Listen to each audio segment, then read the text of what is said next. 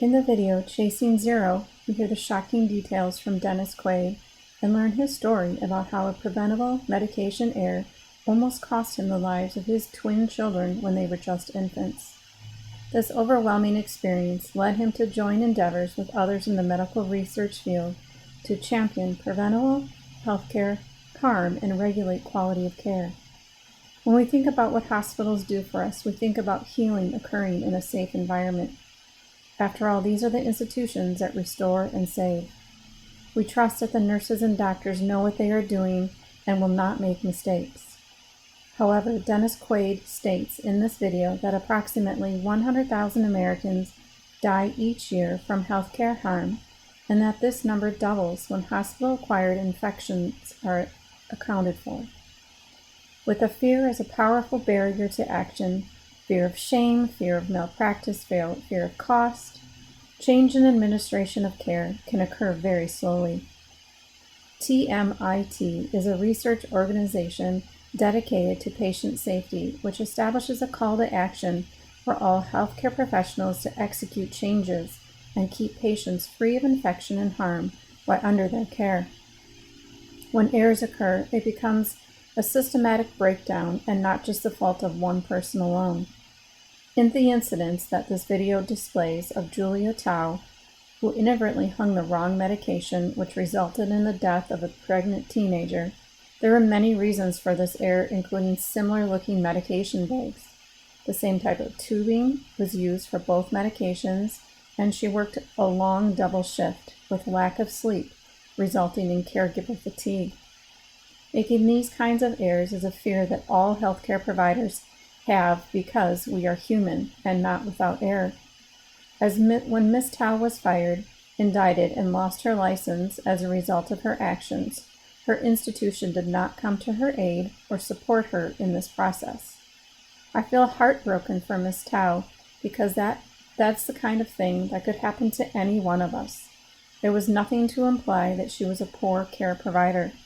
She simply made a mistake, which ended in unfortunate results, which were fatal. On the other hand, I am pleased that her story led to something called the Care of a Caregiver, which now has guidelines on how to help heal and support those who have given care and made human errors. This video, 3 specific weapons against harm are discussed: leadership, safe practices, and technology. With innovative leadership and an empowered staff working together to confront fear and drive best practices and best outcomes are possible.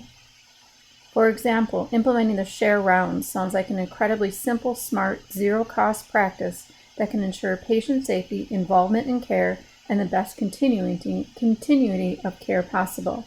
This is something I would like to implement in my workplace.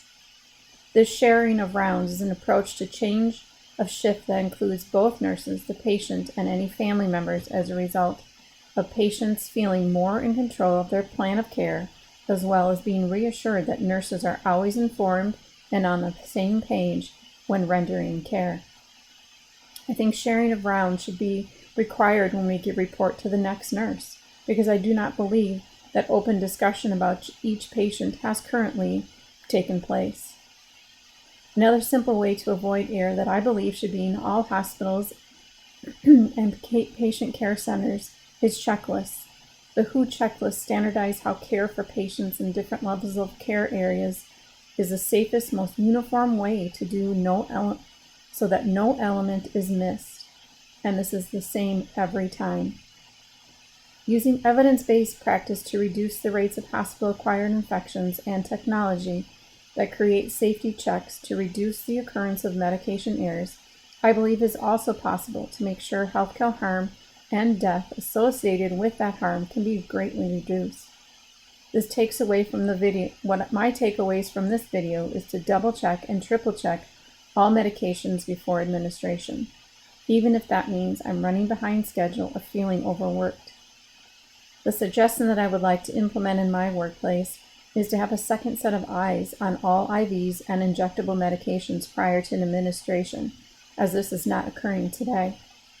Although I do not have a personal story involving medication errors to share, This video has greatly impacted me and will forever change my outlook on medication administration, especially in today's healthcare environment where the majority of us are feeling overworked and underappreciated.